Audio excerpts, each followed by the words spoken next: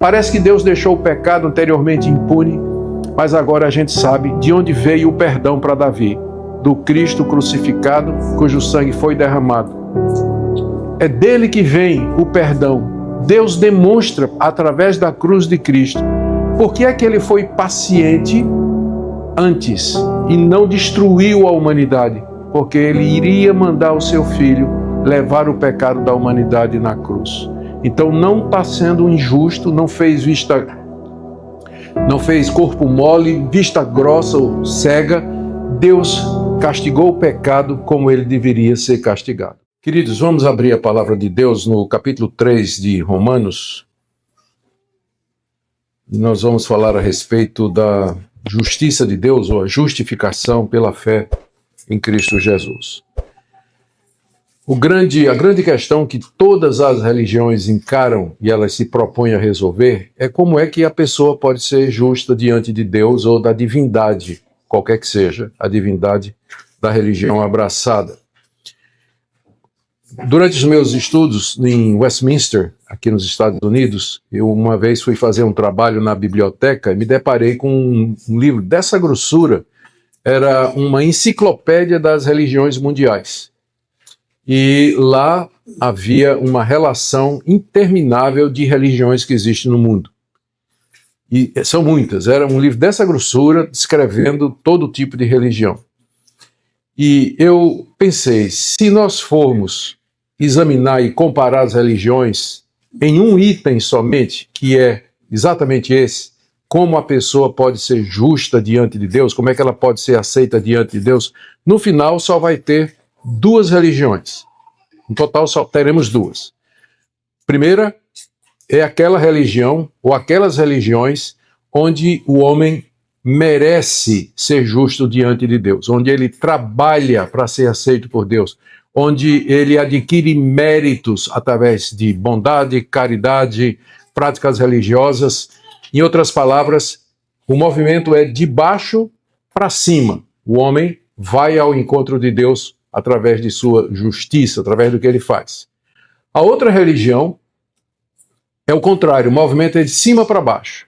Deus é que vem ao encontro do pecador e o justifica gratuitamente, perdoa dos seus pecados, adota e recebe como seu filho. Só tem duas religiões no mundo, a religião da graça, de cima para baixo, e a religião das obras, de baixo para cima. Pode parecer que temos milhares de religiões, e de fato temos, mas quando você analisa desse ângulo, todas elas vão ensinar a salvação pelas obras. Somente o cristianismo histórico fala de um Deus que nos amou, que se tornou um de nós, que morreu pelos nossos pecados para nos resgatar para si. E é isso que eu quero falar nessa manhã. Como Deus justifica gratuitamente pecadores como vocês e como eu. E nós vamos começar com o apóstolo Paulo, aqui do verso 19 até o verso 20, explicando por que é que não dá para você se salvar fazendo aquilo que Deus manda, que a consciência manda, aquilo que a boa moral manda. E que tudo isso tudo está condensado na lei. Vamos pensar aqui nos 10 mandamentos. Se você cumprir os 10 mandamentos, você seria salvo. Olha o que é que Paulo diz com relação a isso aí. Vamos ver do verso 19 ao verso 20. Sabemos que tudo que a lei diz, os 10 mandamentos, é dito aos que vivem sob a lei. Todos nós nascemos debaixo da lei. Para que toda boca se cale e todo mundo seja culpável diante de Deus. Porque ninguém será justificado diante de Deus por obras da lei, ou seja, por fazer aquilo que a lei manda fazer. Pois pela lei vem o pleno conhecimento do pecado. Paulo dá 3 motivos, ou 3 propósitos da lei. Ela não foi dada para salvar ninguém. Tem gente que pensa que Deus deu os 10 mandamentos como um manual da salvação. Se você seguir os 10 mandamentos, você vai entrar no céu quando morrer. Mas, na verdade, os 10 mandamentos foram dados por outro motivo. 3, na verdade. São um só, mas de 3, podemos olhar de 3 ângulos. Primeiro, para calar a nossa boca. Está logo aí, no verso 19. Sabemos que tudo que a lei diz é dito aos que vivem sobre a lei, pensar aqui nos 10 mandamentos, para que toda boca se cale. Quando eu era mais jovem, já faz muito tempo, eu era evangelista no interior de Pernambuco, eu fui evangelizar uma cidade chamada Gamileira. E eu fui de casa em casa distribuindo folheto, e se tivesse oportunidade, eu entrava. E visitei a cidade toda, Me lembro de quando eu batia na porta de uma casa e conseguia acesso, né, a pessoa queria conhecer mais daquilo que eu estava falando, e eu geralmente começava evangelizando dizendo, olha, você sabe que você é um pecador e que está perdido? Aí a pessoa dizia, não, eu sei que eu sou pecador, mas o meu vizinho é pior do que eu não sou tão ruim assim, tem gente, não mato ninguém. Então sempre a ideia da justiça própria. E eu dizia para a pessoa, você tem uma Bíblia em casa? Porque geralmente a maioria era católica. Interior de Pernambuco, né? A maioria era católica. Você tem uma Bíblia em casa? Bíblia católica, que os 10 mandamentos é o mesmo, né? Então vamos fazer o seguinte, eu vou ler os 10 mandamentos e vamos interpretar como Jesus interpretou. Por exemplo, quando diz não adulterarás, Jesus diz que quem olhar para uma mulher com intenção impura, no coração já adulterou com ela. Ou quem no seu coração odiar o seu irmão, você já quebrou o mandamento, não matarás. Então Jesus nos ensina a ler os mandamentos dessa maneira. Vamos lá. Primeiro, não terás outros deuses diante de mim. Aí vamos. Não farás para ti imagem de escultura. E a imagem da santa lá. E não dirás falso testemunho. Quando chegava no 6º mandamento, a pessoa calou a boca. Ela viu que ela não é tão justa e que ela não é tão santa como ela pensava. Os mandamentos foram dados para calar a sua boca e a minha, para que a gente não chegue diante de Deus dizendo assim, eu mereço alguma coisa, eu sou alguma coisa, eu não mereço ir para a condenação, ou enfim, o Senhor não devia me tratar assim. Os 10 mandamentos foram dados para deixar você sem argumento. Você não tem argumento nenhum diante de Deus. Os 10 mandamentos estão aí para provar que você é um pecador que só merece os juízos de Deus. Então, a lei foi dada para isso, para calar a boca. Segundo, ainda no verso 19, Paulo diz, para que todo mundo seja culpável diante de Deus. Ou seja, os 10 mandamentos, eles foram dados para caracterizar o pecado. O que é pecado? Pecado é a quebra da lei de Deus. É você fazer o que essa lei proíbe ou deixar de fazer o que essa lei manda. Então, em ambos os casos, há uma falta de conformidade com a lei de Deus, e é isso que nos torna culpáveis diante de Deus. Ou seja, Deus pode atribuir culpa a você. Ele pode chegar e dizer, você é culpado. E você pergunta, por que eu sou culpado? E Deus diz, os 10 mandamentos. Você nasceu no meu mundo, o mundo que eu criei, o mundo que é regido por leis naturais e espirituais. As leis espirituais são essas 10 aqui. Você quebrou todas elas, então você é culpado. Você não é inocente. Então a lei foi dada para tornar o mundo culpável diante de Deus. Deus pode culpar quem ele quiser, porque todos que nasceram debaixo da lei são julgados pela lei. E em terceiro lugar, está aí no verso 20. Ninguém será justificado diante de Deus por obras da lei, pois pela lei vem o pleno conhecimento do pecado. A lei, como eu disse, não foi dada para nos salvar, mas ela foi dada para calar nossa boca, nos tornar culpáveis e também nos trazer o pleno conhecimento do pecado. Se não existe lei, não existe pecado. A lei, ela caracteriza o pecado, ela aponta para o pecado e ela deixa o pecado claro. E tem um detalhe interessante, ela atrai o pecado. Pode parecer estranho, mas deixa eu contar uma história que vai ajudar você a entender. Um homem tinha construído um edifício para a empresa dele, às margens de uma rua bem movimentada, passava muita gente, e era um prédio todo de vidro, cristal, era lindo o prédio. E durante vários anos eles nunca tiveram problema nenhum com esse fato. Até o dia que ele mudou de gerente, e o gerente, querendo mostrar serviço e tudo mais, chegou para o dono e disse, olha patrão, o senhor nunca prestou atenção, mas é tudo, não sei se o senhor prestou atenção, mas é tudo vidro. Então, qualquer pessoa pode passar por aí, jogar um tijolo, uma pedra e vai quebrar, vai ser um prejuízo. Coloque uma placa dizendo, é proibido jogar pedra no vidro.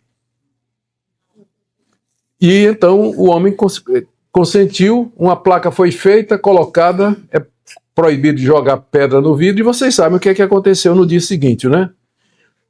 A lei incita o pecado, ela chama o pecado, ela caracteriza o pecado. A lei foi dada para que você tivesse o pleno conhecimento do pecado. Você não saberia o que é a cobiça se a lei não dissesse, não cobiçarás. Então vejam, a lei não foi dada, como Paulo explica aqui, a lei não foi dada para nos salvar. Ela foi dada para mostrar que nós somos pecadores, indignos, merecemos ser culpados diante de Deus, merecemos a sua condenação e a morte que se segue. Por isso a conclusão de Paulo aí no verso 20, ninguém será justificado diante de Deus por obras da lei. Todas aquelas religiões, todos os caminhos que dizem que o homem de alguma maneira tem que fazer alguma coisa para merecer, então está longe do que a palavra de Deus nos diz. É outro caminho, é outra coisa, mas não a verdadeira palavra de Deus. E você sabe da sua consciência de que isso aqui está certo. Você sabe que é um pecador. Quantas vezes você quebrou a lei de Deus por pensamento, palavras e obras. Agora, se é assim, se não é por obras da lei, como então eu posso ser justo diante de Deus? Se a lei dele me condena, me culpa e me traz o pleno conhecimento do pecado. E aqui o apóstolo Paulo introduz, a partir do verso 21, aquilo que ele chama de a justiça de Deus. A justiça de Deus não é o atributo, aquela qualidade de Deus, de ser justo, de dar às pessoas exatamente aquilo que elas merecem. Deus é justo e ele trata todo mundo com justiça. Mas justiça aqui não é usado nesse sentido. Mas você poderia, em vez de justiça, usar a palavra justificação ou aceitação. De que maneira a justiça de Deus é a maneira pela qual ele justifica pecadores e aceita pecadores. E é isso que Paulo começa a descrever a partir do verso 21. Então vamos ver em primeiro lugar o que é essa justiça, não é? Ou algumas coisas relacionadas a essa justiça. Verso 21, Paulo diz, mas agora, sem lei, a justiça de Deus se manifestou, sendo testemunhada pela lei e pelos profetas. É a justiça de Deus mediante a fé em Jesus Cristo, para todos e sobre todos os que creem, porque não há distinção. Aqui nós vamos lendo versículo por versículo, aqui nesses dois versículos iniciais, o apóstolo Paulo nos explica algumas coisas sobre a justiça de Deus. Note que o verso começa com um mas. E esse mais aqui, para mim, é a palavra mais importante de tudo isso que aconteceu. Porque nos versos anteriores ele diz, você cale a boca, você está perdido, você é culpado e você tem o pleno conhecimento de Deus e, portanto, você não vai ser justificado diante de Deus. Tristeza geral, quebrantamento geral. Aí Paulo diz, mas... Então o mais aqui introduz a alternativa, introduz a ação de Deus. Deus sabe dessa situação, mas ele não nos deixou para morrer debaixo da lei. Ele fez alguma coisa. O mas introduz agora o caminho alternativo. Em seguida, Paulo diz, agora. Mas agora. Como agora? É porque o que ele vai dizer se baseia na encarnação, na morte e na ressurreição de Jesus, que quando Paulo escreveu, fazia 25, 30 anos que Jesus havia morrido e ressuscitado. Então, o agora é esse tempo que ele chama lá em Gálatas de a plenitude dos tempos, em que Deus realizou o plano da salvação. Estava oculto no Antigo Testamento, mas agora Deus revelou claramente de que maneira ele justifica pecadores. Terceira coisa que ele diz, sem lei. Ou seja, a justiça de Deus é sem lei, sem requerimento, sem requerer de você coisa alguma, sem condição alguma, qualquer que seja. Agora, por causa de Cristo, mas Deus não nos deixou na situação sem lei, ou seja, sem que você tenha que fazer alguma coisa para ser justo diante de Deus, a justiça de Deus se manifestou. Que justiça é essa que se manifestou? Exatamente, que Deus salva pecadores mediante Jesus Cristo. Isso estava no Antigo Testamento em sombras, mas agora se manifestou com a vinda de Cristo o caminho da salvação ficou claro, ficou revelado. Revelar é uma palavra interessante, já prestou atenção, né? A raiz da palavra revelar é véu. Tá, o véu está coberto. Revelar é você tirar o véu e aí você vê com clareza o rosto da pessoa. Então, Deus revelou o seu e se manifestou, é a mesma coisa. Deus tirou o véu que cobria antes o seu caminho e agora com clareza ele nos explica o que aconteceu agora e que é o mas, a alternativa de Deus. Quarta coisa que ele diz, a quinta, é que essa justiça de Deus é testemunhada pela lei e pelos profetas. Lei e profetas é uma maneira de os autores do Novo Testamento se referirem ao Antigo Testamento. Nós temos, diferentemente da nossa divisão que nós temos hoje na nossa Bíblia, a Bíblia hebraica é dividida em lei, profetas e escritos. Então essa é a divisão da Bíblia hebraica. E Paulo usava a Bíblia hebraica. Quando ele fala leis e profetas, ele está se referindo ao Antigo Testamento. O que ele está dizendo é que a justiça de Deus foi revelada agora, é sem lei, ou seja, sem requerimento, mas foi testemunhada pela lei e pelos profetas. Ou seja, você vai encontrar isso lá no Antigo Testamento. Como assim a lei no Antigo Testamento falava dessa justificação? A lei de Moisés ensinava a sacrificar animais. Quando você cometia pecado, você ia ao templo e lá você oferecia sacrifícios e você era perdoado. A lei de Moisés falava a respeito do sacerdote, que era o mediador entre Deus e os homens e que intercedia pelas pessoas. Então, já no Antigo Testamento, havia noção, havia um tipo, uma figura dessa justiça de Deus. Os profetas também, eles falaram a respeito da chegada do Messias, falaram de uma nova aliança em que Deus ia mudar o coração. Por exemplo, lá em Isaías, capítulo 53, Isaías diz, ele foi moído pelos nossos pecados, ferido pelas nossas transgressões, o castigo que nos traz a paz estava sobre ele, pelas suas pisaduras fomos sarados. Parece até que Isaías está ao pé da cruz, vendo Cristo sendo morto e descrevendo 600 anos antes. O livro de Isaías foi escrito 600 anos antes de Cristo. Capítulo 53 dá uma descrição claríssima de Cristo morrendo na cruz. Então, a justiça de Deus, pela qual ele justifica pecadores, é sem lei, não vai requerer nada de você. Não vai requerer. Mas não é sem o testemunho da lei e dos profetas. Ela foi testemunhada pela lei e pelos profetas. E aí ele diz agora no verso 22, se você está acompanhando, com clareza, é a justiça de Deus mediante a fé em Jesus Cristo.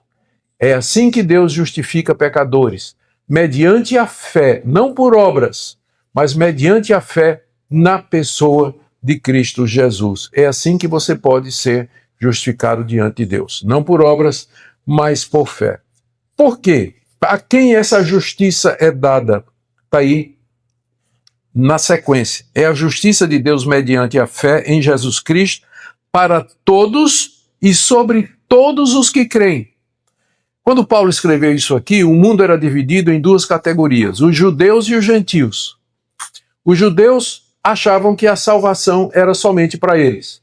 E, num certo sentido, fazia sentido, porque, num certo sentido, isso era óbvio, porque a Escritura era judaica, a Bíblia era judaica, o Messias era judeu, Jesus, os primeiros discípulos e os apóstolos eram todos judeus. Então, a salvação, obviamente, seria para os judeus, que são filhos de Abraão, a quem Deus fez a promessa. Então, os judeus tinham muita dificuldade com a ideia de que Cristo teria morrido para salvar não-judeus, gentios como nós, brasileiros, americanos, somos todos gentios, diferente do judeu. Paulo foi o homem que Deus levantou para pregar o evangelho aos não-judeus e dizer ao mundo que a salvação, dizer ao mundo isso aqui, para todos e sobre todos os que creem. Ele está dizendo, tanto para judeu como para gentio. E aí vem a pergunta, mas espera aí, Deus não fez uma distinção? Deus no Antigo Testamento não separou a nação de Israel, não separou o judeu? Não tem um meio de salvação para o judeu e outro diferente para os não-judeus, por exemplo? A resposta de Paulo é, não. é para todos e sobre todos os que creem. E ele dá um motivo. Final do verso 22. Porque não há distinção. Verso 23. Pois todos pecaram, todos aqui é judeus e gentios, a humanidade toda. Todos pecaram, quer judeus, quer gentios, e carecem da glória de Deus. É por isso que judeus e gentios são salvos da mesma forma. Ou seja, todos calçam 40, né? Todos são pecadores, todos pecaram e carecem da glória de Deus, e não há exceção. Por isso que a salvação é para todos e sobre todos os que creem, não importa a raça, o gênero, não importa a idade, não importa a procedência, a escolaridade, o nível social, todos pecaram e carecem da glória de Deus. O que é que significa isso? Todos pecaram. Duas coisas. Todos nós pecamos em Adão. Adão era o nosso pai, ele era o nosso representante, nós estávamos em Adão. A história de Adão seria a nossa, quer para o bem, quer para o mal. Quando Adão caiu no jardim, pecou, arrastou com ele toda a sua descendência que estava nele. Ele é o nosso cabeça, nosso representante. A história dele é a nossa história. Adão caiu, nós somos caídos. Quando você nasceu, você já nasceu como parte de uma raça caída. Nós herdamos não somente a culpa de Adão, é o que a gente chama de pecado original, mas a gente herdou também a corrupção do coração. Já nascemos inclinados para o mal. Não sei vocês, mas as primeiras palavras que meus filhos aprenderam foi não. E a outra é meu. Né? É tudo igual, né? Porque somos todos filhos de Adão. Todos pecamos em Adão. Então essa é a primeira coisa. Segunda é que nós pecamos por nós mesmos. Nós não é só o pecado original, mas o nosso próprio pecado nos torna culpados diante de Deus. Nós andamos nas mesmas pisadas de Adão, desobedecendo a Deus e fazendo aquilo que Deus disse que não era para fazer. Todos pecaram, não há exceção. E, portanto, carecem da glória de Deus. Eles estão longe desse Deus glorioso, é isso que está dizendo aqui. Estão afastados, carecem de ser aproximados à glória desse Deus. Então, essa é a razão pela qual a salvação, a justificação pela fé é para todos e sobre todos os que creem, porque todos pecaram e carecem da glória de Deus. E como é que funciona isso? Paulo explica do verso 24 a 25, que para mim é o coração do que ele está falando agora. Versos 24 e 25. Sendo justificados gratuitamente por sua graça, mediante a redenção que há em Cristo Jesus, a quem Deus apresentou como propiciação no seu sangue mediante a fé. Agora vem a pergunta que vocês já deviam estar fazendo, né, se estão pensando comigo. Veja bem, aqui Paulo está dizendo que Deus justifica pecadores e que ele faz isso pela fé em Cristo Jesus e que ele faz isso sem obras da lei e que isso estava no Antigo Testamento e que é para todos e sobre todos porque todos pecaram e carecem da glória de Deus. Pergunta, isso não torna Deus injusto? Porque se um juiz, pensando em termos humanos, se um juiz, ele inocenta um assassino, esse juiz ele está cometendo uma injustiça. Ou então o contrário, se ele apena e ele condena um homem inocente, ele também está fazendo uma coisa errada. Como é que Deus, sendo ele o que ele é, santo, justo, perfeito e reto, pode considerar justos pecadores como vocês e como eu? Não é injusto? Deus não está fazendo uma coisa errada? Por isso que Paulo logo em seguida explica por que é que Deus pode justificar pecadores e ainda permanecer justo. Vamos ver. Primeiro, ele diz aí no verso 24, somos justificados gratuitamente por sua graça. Notar aqui a redundância, né? Somos justificados gratuitamente e ainda acrescenta, pela sua graça, quer dizer, é grátis de graça. É de graça. Não é que muita gente tem dificuldade em entender. Tem pessoas que precisam de graça para poder receber graça, porque elas não conseguem. A gente, quando alguém faz um grande favor para nós, o que é que a gente sente? O desejo de retribuir, né? A gente não se sente bem até a gente retribuir. A gente não gosta de ficar devedor a ninguém. A justificação é gratuitamente pela graça de Deus. Você vai ficar devedor a Deus pela eternidade afora. Vai ficar devedor de Deus porque é gratuito. É gratuito. E não tem nada que você possa fazer para pagar Deus de volta. Deus, muito obrigado. Não, agora eu vou pagar de volta, né? Não gosto de ficar devendo a ninguém. Não, ainda que você vivesse milhares de anos, você nunca pagaria de volta aquilo que Deus lhe dá gratuitamente na cruz de Cristo Jesus.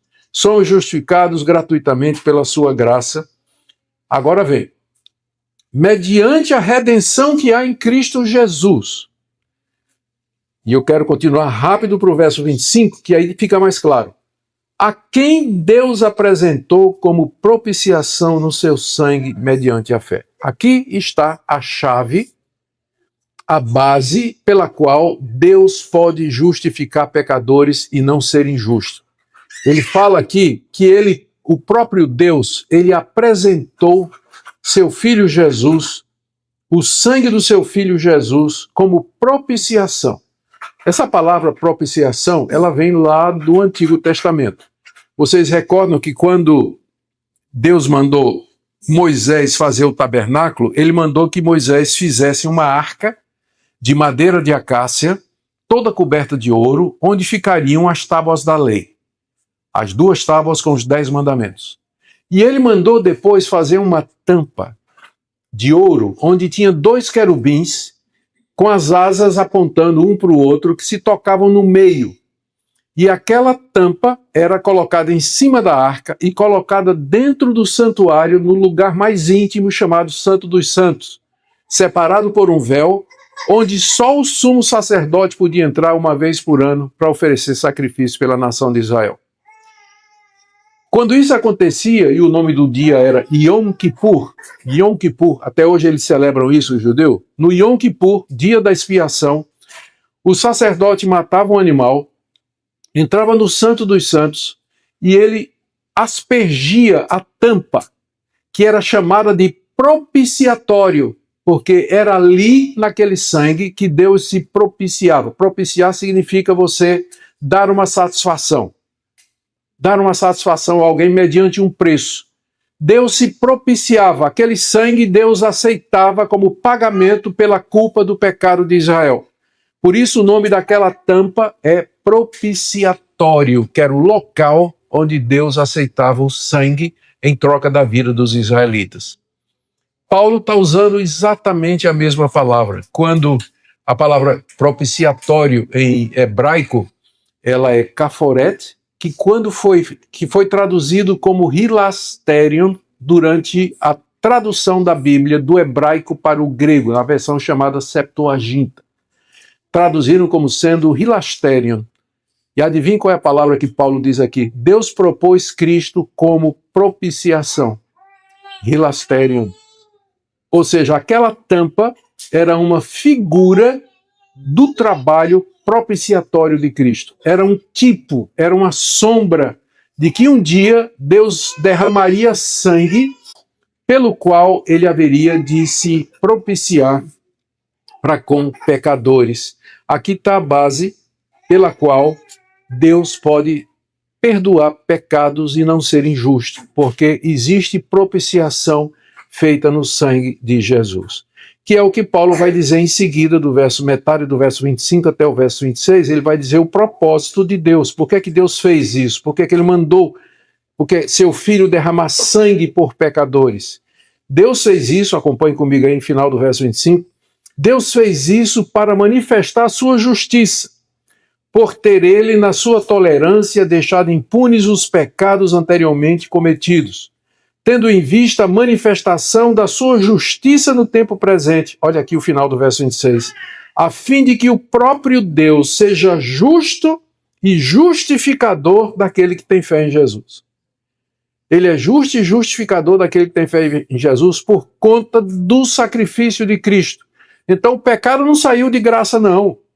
Deus não simplesmente nos livrou num ato soberano de misericórdia. Não, o pecado foi pago. Por isso que Deus pode me perdoar. Porque a minha culpa, que a lei provoca, que a lei mostra, ela foi plenamente paga pelo sangue de Jesus.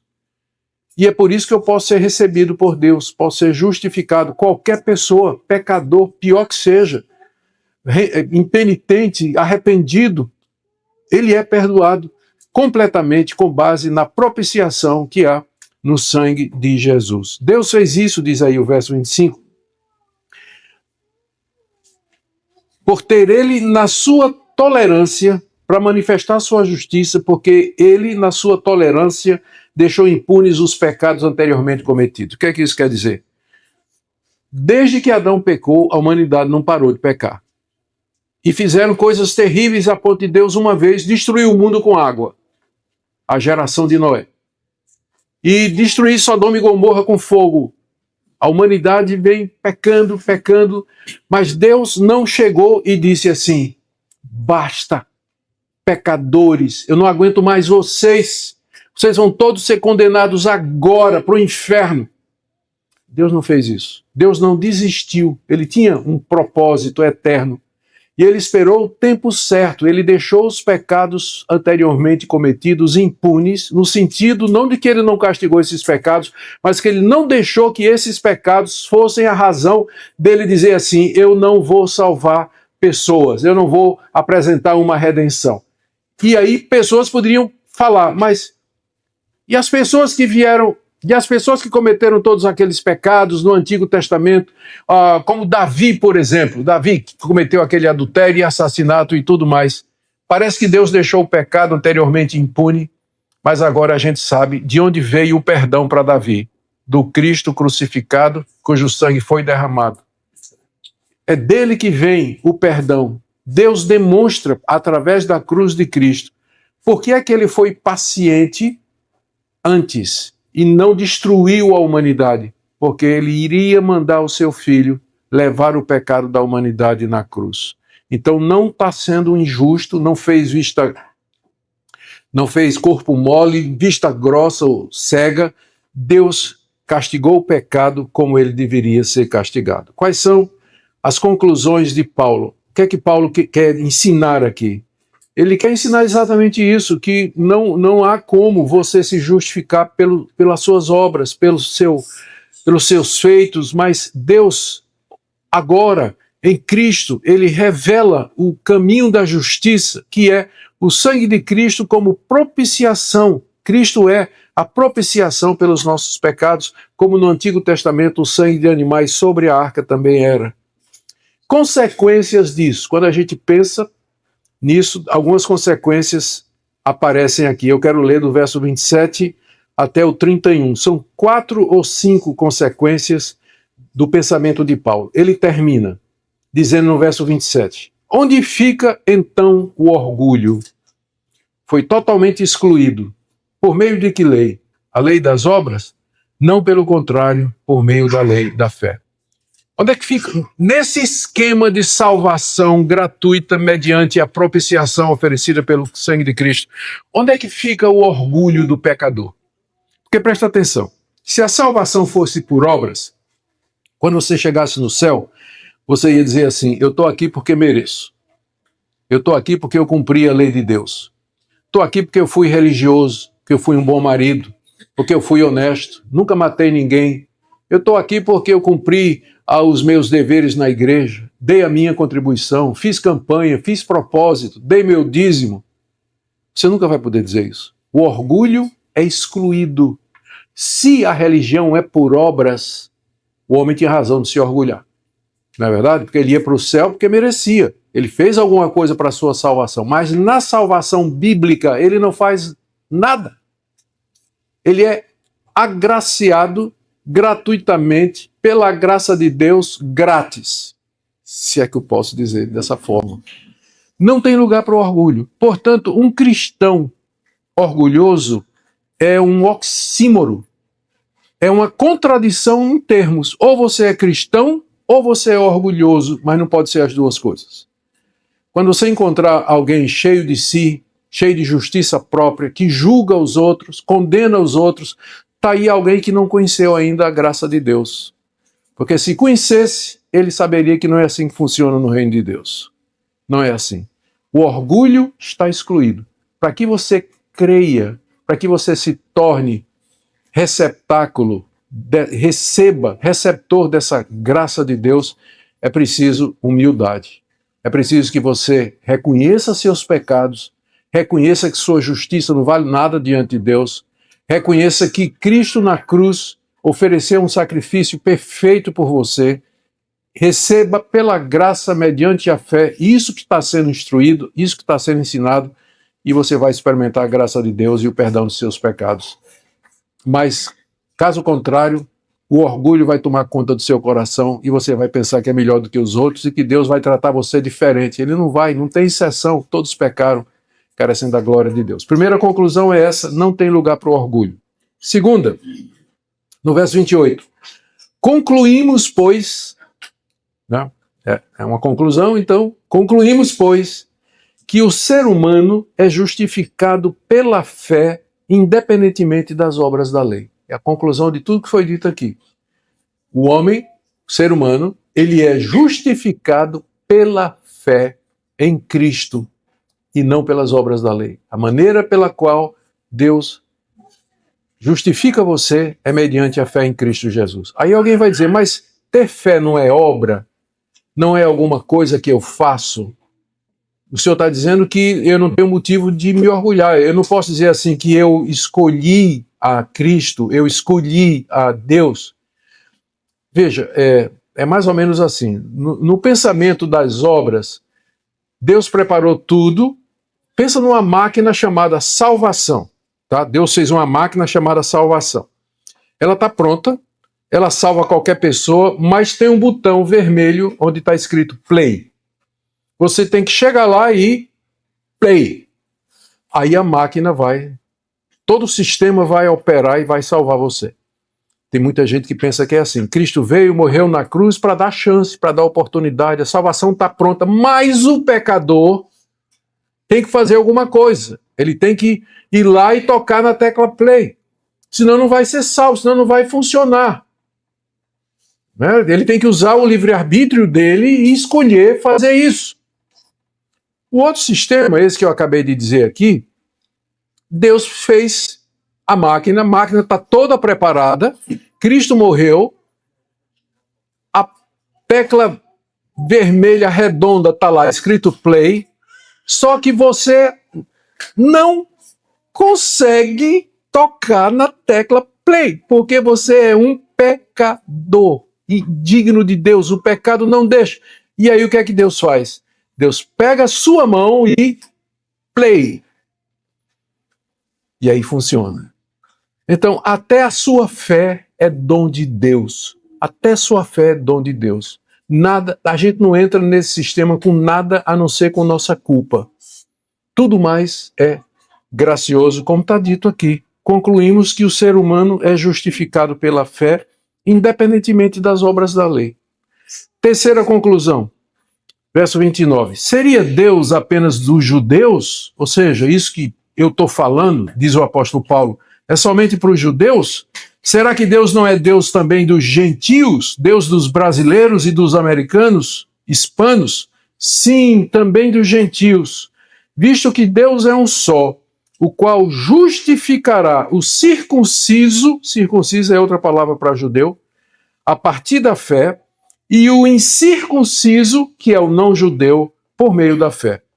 É o mesmo Deus, só há um Deus, ele é o Deus dos judeus, ele é o Deus dos gentios, não existe uma salvação para Israel, outra salvação para a igreja, sempre foi da mesma forma, pela graça, mediante a fé em Cristo Jesus. Mas pastor, no Antigo Testamento como era? Como é hoje. Abraão, diz lá, o próprio Jesus disse, Abraão viu o meu dia e se alegrou.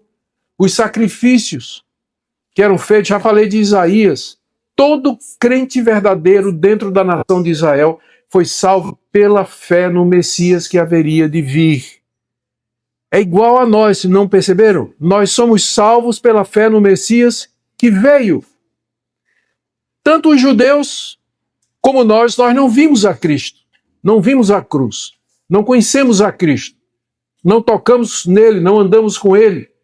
Ele viveu há 2000 anos atrás. Nós cremos numa pessoa que existiu há 2000 anos atrás. Abraão creu no seu filho, um descendente dele, que viria 400 anos depois dele. Não 1400 anos depois dele. Então sempre foi pela fé. No nosso caso, retroativa. Nossa fé olha para trás.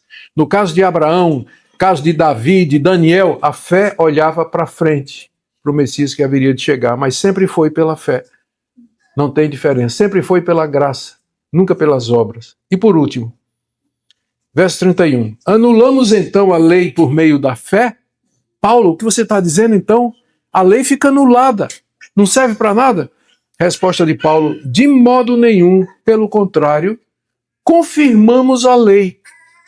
Como assim confirmamos a lei? Olha, uma maneira errada de você responder isso aqui é você dizer que não tem mais lei para o cristão. Não tem mais, ele foi salvo pela graça. Através da história, muitos grupos, não foram poucos não, já no período do Novo Testamento, já havia grupos que diziam, se a salvação é pela graça, então as obras não fazem diferença. Eu posso viver do jeito que quiser, porque eu tenho fé. O que salva não são as obras, ou a falta delas, mas a fé.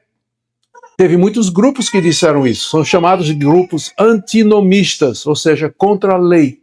Eles acham que Cristo aboliu a lei, que esse sistema de salvação exclui a lei. Paulo pergunta, anulamos a lei por meio da fé? E a resposta dele, de modo nenhum. Pelo contrário, nós confirmamos a lei. Agora vem a pergunta, em que sentido nós confirmamos a lei? Aceitando o Evangelho, crendo em Cristo como Salvador. Alguns sentidos. Primeiro, a lei não pode ser removida, porque ela expressa a vontade santa de Deus para com a criatura, para com a humanidade. Então, a lei nunca vai passar. Nós vamos passar, mas a lei não vai. Jesus mesmo disse isso, que um J e um tio da lei não haveria de passar. Então, a lei de Deus, como expressão da vontade de Deus para nós, vai continuar eternamente. Então, a lei está confirmada. Segundo, eu preciso de uma forma de expressar minha gratidão a Deus. Como eu já falei aqui, a gente vai ficar merecedor, aliás, devedor de Deus a eternidade afora. Eu não posso fazer nada para pagar o que Cristo fez por mim.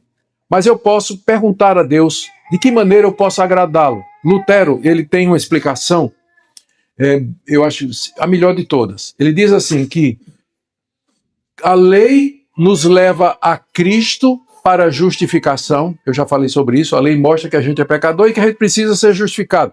Então, a lei me leva a Cristo para justificação e Cristo me manda de volta a lei para santificação.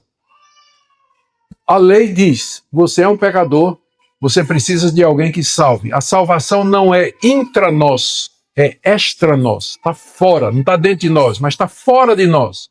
E quem é esse que vai me salvar? Cristo. Então a lei me empurra para Cristo.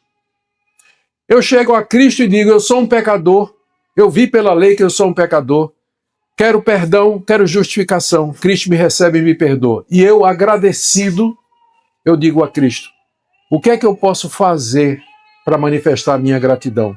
E Cristo responde, não terás outros deuses diante de mim, não farás para ti imagem de escultura, não tomarás o nome do Senhor teu Deus em vão, guarda o dia de descanso, honra teu pai e tua mãe, não matarás, não adulterarás, não dirás falso testemunho, não furtarás, não cobiçarás nada do teu próximo. A lei me leva a Cristo e Cristo me manda para a lei. É assim que funciona. Então, nós estamos debaixo de lei, mas não para salvação, mas como Calvino chamava, norma de gratidão. Como é que eu expresso a minha gratidão a Deus? Ande nos mandamentos. Faça a vontade de Deus, seja fiel à sua mulher, seja honesto no seu trabalho, não use as redes sociais para difamar ninguém, não vai ver porcaria nas redes sociais. Respeite seu pai e sua mãe, honre seu pai e sua mãe, não cobice nada do seu próximo, emprego do seu próximo, carro do seu próximo, como expressão de gratidão pelo que Deus fez por você em Cristo Jesus, e não como norma de salvação. E dessa forma, a lei está confirmada.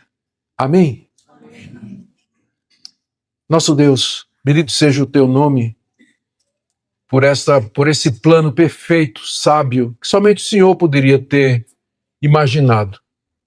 Nós sabemos que isso não procede do homem, mas procede do Senhor. Te damos graças. Se há alguém aqui nessa manhã que ainda não entendeu de que maneira o Senhor justifica pecadores, pedimos que essa exposição da tua palavra seja iluminada pelo Espírito Santo no coração dessa pessoa, para que ela não somente possa entender, mas abraçar voluntariamente, alegremente, Cristo Jesus, a nossa propiciação.